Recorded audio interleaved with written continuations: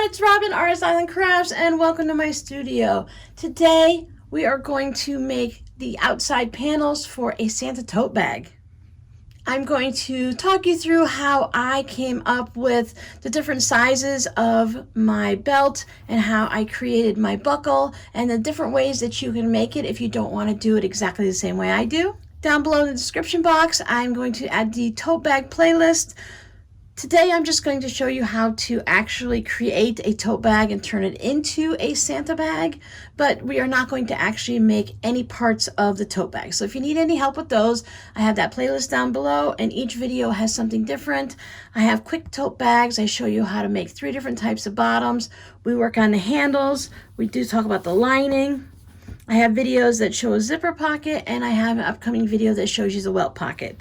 We talk about different ways to do the lining on the inside, how to make it a little bit smaller, how to sew it to the bottom of your bag so that it doesn't pull out when you go and grab everything out of it. I am making this video as a request from a few of my YouTube subscribers and followers.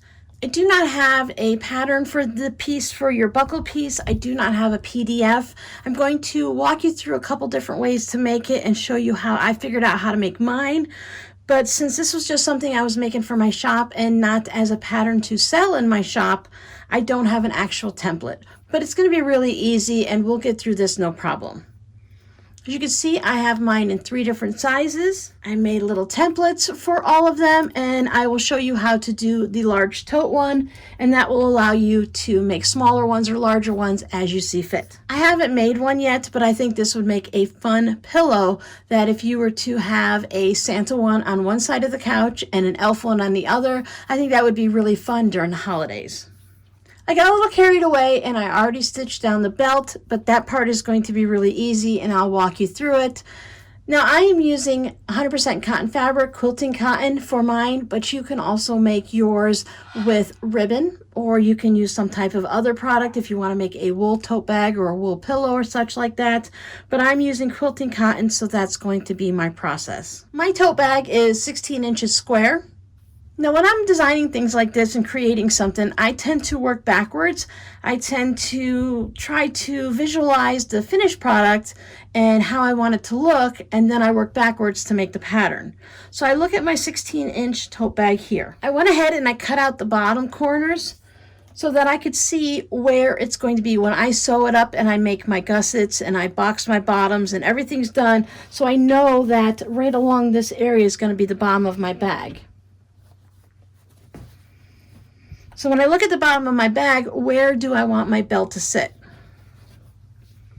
So it's a belt and it sits along the waist, which is a little bit lower in the body. So I wanted to have more at the top and a little bit less at the bottom.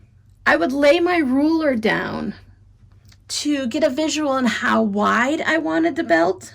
Then I could just take a scrap piece of fabric. I'm not sewing it or anything right now. I'm just folding it, or just have a certain width. And I could lay it down on my tote. And I could say, okay, does that look wide enough? Do I want it to be a little bit wider? Do I need it to be a little bit narrower? And when I came across a width that looked good visually to me, I went ahead and I measured it. The way I made mine is I started out with a piece of black fabric for my belt, and I cut it at 5.5 inches. So I'm going to take it to my sewing machine and wrong sides together with this black fabric. Both sides are the same, but if you're using a black that maybe has a leather look to it or some type of design, or if you're making your elf one and it has some type of sparkle or something, wrong sides together, and I just stitch down the side. Now you can make a tube and you can turn it and you can go through all of that, but I decided to just go ahead and stitch this together, making sure that the piece I started with is at least 1/2 inch wider than my tote bag. So maybe I'd cut it at 16.5 inches, 17 inches. I'd rather have a little overlap and then trim it down than to be too short. As long as it's within your seam allowances, like this one right here is a little bit short, but it's going to be okay because when I do a 3/8 inch seam allowance, that's going to be all enclosed and it's not going to be a problem. So wrong sides together, I just stitched it like this. If you want to make it in a tube, go ahead. Take it over to my iron. Now the first one, I press this seam open And you can do that to reduce some bulk. It doesn't really matter if this is in the center or a little bit off to the side, or if you're having a trouble with keeping the seam open, you can just go ahead and press it to the side. But I do like to have it pressed open like that so it lays nice and flat. So when I put this on my bag, it's going to look just like that. So that's why this is the right side sticking up, so that I'm all set and I can just go ahead and stitch down both sides. Now I tried putting some heat and bond on the back just to hold it in place before I took it to the sewing machine. And that works pretty good. Just don't put it on your seam right here, because that will only hold down the seam, and the rest of this has the freedom to pop up and move, and it doesn't really hold down very well. So if you're going to do this, put your couple of thin strips of heat and bond down through there, or you can heat and bond the whole entire thing if you want. And if you don't want to have a double thickness and you don't want to worry about sewing it or anything like that, cut it out to the width you like. Mine is about 2.5 inches. And then you can put a heat and bond on the back of it. So if you have a black jelly roll strip, you can just put a piece of heat and bond on the back and then just sew it down. But by doing it this way, I don't have any raw edges. This one is a folded edge, so I know that I'm not going to have to worry about any type of fraying. So if you're just going to make this for a pillow that comes out occasionally and you don't want to worry about it, if you're making a small bag for a gift bag for a child and it's just going to be used to put like a Santa sack to put some gifts in it that you don't use wrapping paper for, you might want to just go ahead and put the heat and bond and stitch it down. I wanted this to be a durable tote bag that can be used through the entire month of December, year after year. So that's why I went ahead and I made mine this way. You can also, if you get a wide enough ribbon, I don't know if they have 2.5-inch black ribbons, but you can take some type of a ribbon, put it down there. If it has the wire in it, that's the wider ribbons tend to have wire in it, you can just remove the wire and stitch it down and still be the same. And then that way you don't have to worry about any type of fraying. You can add some pins to hold it in, so you don't, I don't know, depending on the ribbon you have, you might not be able to heat it with an iron. So then you can just hold it in with pins and you don't have to worry about putting your iron on it. Now I did the same thing for both of mine. I chose to sew mine 6 inches down from the top, but of course, depending on the size of your bag, you can put it anywhere you'd like. And I wanted to make sure both of them were in exactly the same place so that when you look at the sides of the bags, when they're sewn together, everything will be lined up nice and neat. So now I have my front and my back done. I stitched it down just a 2.0 stitch length, and I just used black thread. I top stitched about 1/8 of an inch from the edge, and you can just see that it's been stitched down. So now for my back, I'm just going to go ahead and remove that. The back is just going to stay plain, and it doesn't have any type of buckle on it. Now I have this yellow blender fabric that has a deep golden colors through it. I really liked the way that looked with the contrast against the red and the black. I have heat and bond on the entire thing for this. Now this is where you have a few options. If you don't, because I'm going to show you how I came up with this square and how to draw your own template, but if you don't want to deal with that, you can take just yellow ribbon and stitch pieces down. You can do the same thing with fabric. If you don't want to have a square, you can just put a strip of yellow down. And then when you put the next strip, just make sure it overlaps. We're going to stitch all the way around it, so it's going to hold everything down. So if you put your top strips to go from edge to edge, when you put your next strip, just cut it so it measures exactly from the tip here to there. So this strip will cover up the edges underneath, and when we stitch around, I'm going to stitch around the inside and the outside, it's going to cover up all those. Now again, you're going to have raw edges that could fray over time, so you could do some type of a zigzag, a satin stitch, you can do a buttonhole around it. Same thing with this, you can do any type of fancy stitching you'd like. I wanted it to pop out with the colors and the look, but I didn't want my stitching to be any type of a part of it. I didn't want to have any of my yellow or gold going over onto my red bag. These are all decisions you have to just decide as you're going and what look you're looking for and how quickly you want to get this done. Now when I'm working on projects like this, I rely heavily on my quilting rulers, simply because I can use this to cut fabric around. It's a perfect square. Someone else has done all the measurements for me and I don't have to worry about it. So this is a 4.5-inch square. I set it on there and I thought, 4.5 inches looks like it would be a nice size buckle for this project. Now for my other projects, you can obviously see I use smaller buckles. So I thought the 4.5 inches looked good. So I took this to a piece of paper and using a pencil so I can erase it and adjust as I go if I don't like what I have, I'm just going to trace around my ruler.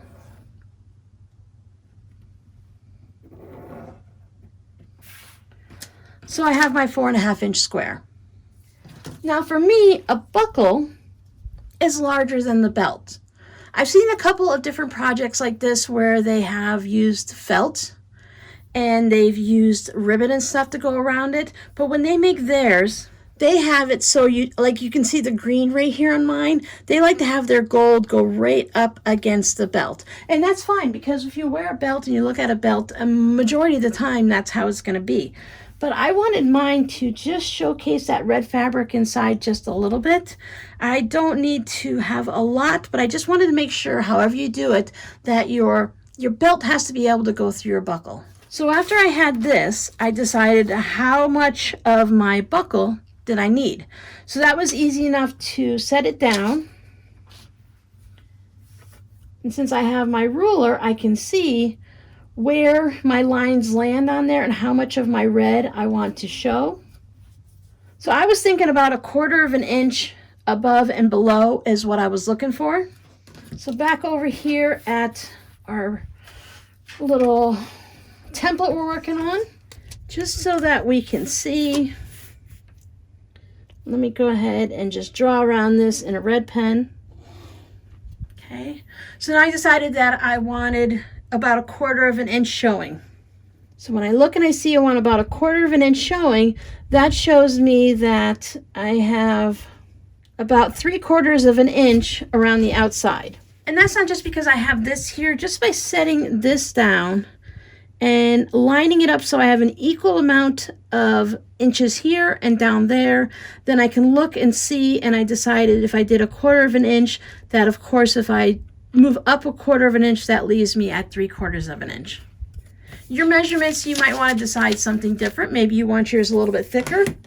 I was thinking that I've tried mine and I made it just a little bit thicker on other ones, and after looking at them, I prefer the thinner buckle with not as wide. So I can take the 3/4 inch mark, line it up on my outside line, and I can just draw a line all the way around.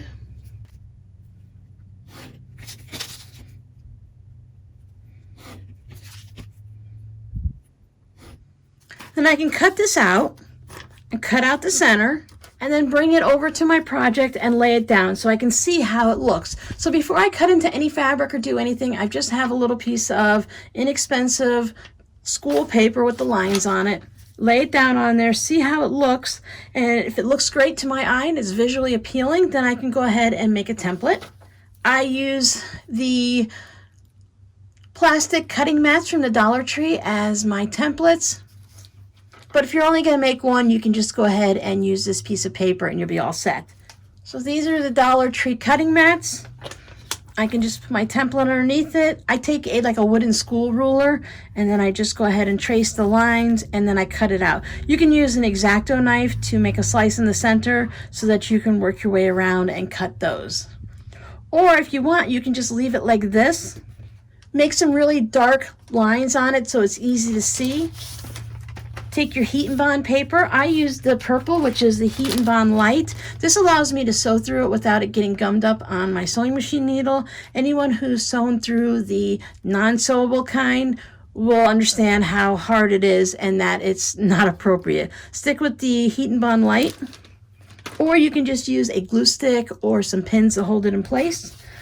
But since this is going to be square and I don't have to worry about, it's not a letter that I need to reverse or anything like that, I can just lay this over my paper, or you can just use your little ruler and draw it on there. Now I have it like this so that I can easily set it down, trace around it. So if I need to make 6 of these, it's really super quick for me just to move it and trace around it. Trying to get exactly on all these lines or to use the ruler to get them nice and straight. For one, I don't mind doing it, but if I'm going to do more than one, it's just easier to have those lines, the straight edges to work up against.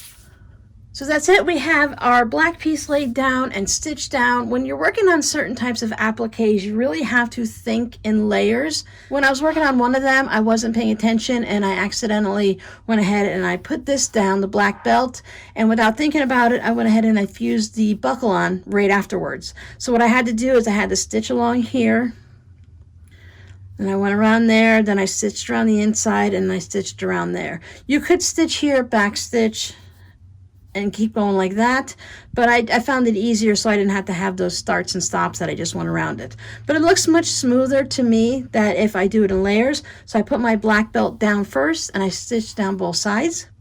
Then I decided where my belt went so that I can stitch around here. Now this piece, of course, does not have, it's just one piece of fabric put down with heat and bond, so this can possibly fray. The belt buckle fraying a little bit doesn't bother me as much as here. For some reason, when a black fabric, the black fabrics I worked with, I've purchased them from fabric.com and other places online and such, and Joann's, and they always eventually fray. So in having the belt nice and neat, I don't have to worry about that. And again, when you put your buckle down, you can do any type of stitching on it, satin stitch, buttonhole stitch, whatever you want to do to hold it down.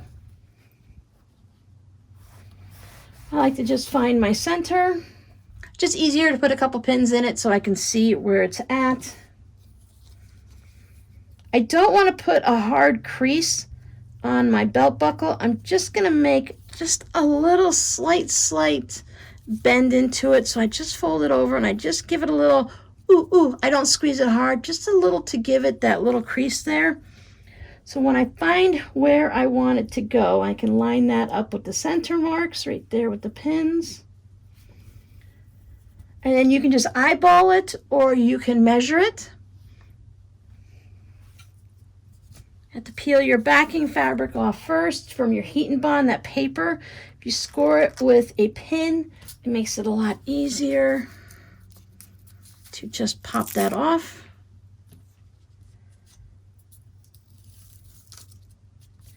If you're struggling with it, there's a possibility that your heat and bond might be a little old, or if the humidity got to it, or if it dried out.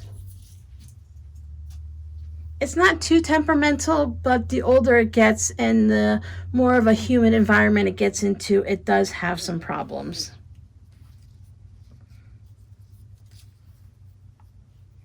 So again, you can bring out your ruler and measure it perfectly to see exactly where it is and make sure everything's lined up.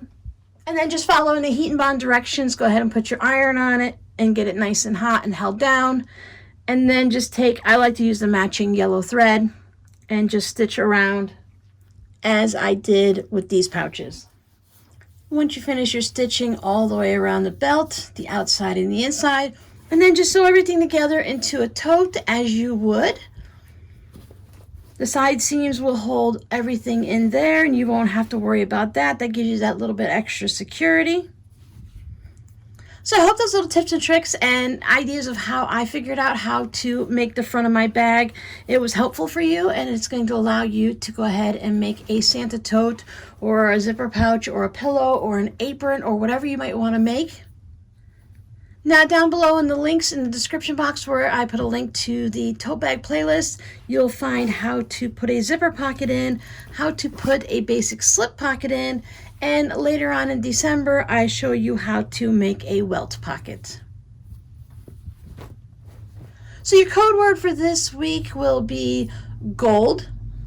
Thank you so much for hanging out and watching my videos, for liking and commenting, and for those of you that subscribe and share the videos. I'll see you guys next time. Bye.